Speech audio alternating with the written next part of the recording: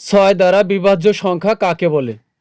যে সংখ্যাকে 2 এবং 3 উভয় সংখ্যা দ্বারা ভাগ করলে ভাগশেষ শূন্য থাকে তাকে 6 দ্বারা বিভাজ্য সংখ্যা বলে।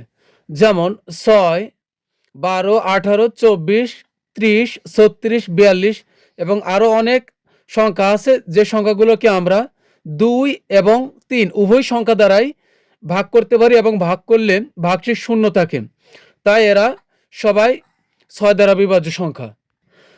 যেমন 6কে আমরা 2 দিয়ে ভাগ করতে পারি 3 দুগুণে 6, আবার 3 দিয়ে ভাগ করতে পারি 3 দুগুণে 6।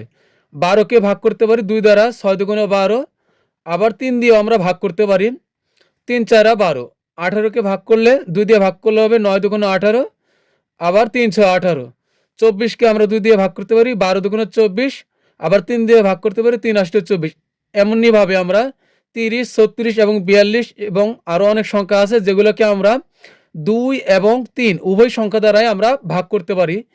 তাই আমরা নিশ্চিতভাবেই বলতে পারি এই সংখ্যাগুলোই শুধুমাত্র 6 দ্বারা বিভাজ্য। অর্থাৎ 6 দ্বারা বিভাজ্য হওয়ার শর্ত হলো 2 এবং 3 উভয় সংখ্যা দ্বারাই বিভাজ্য হতে হবে।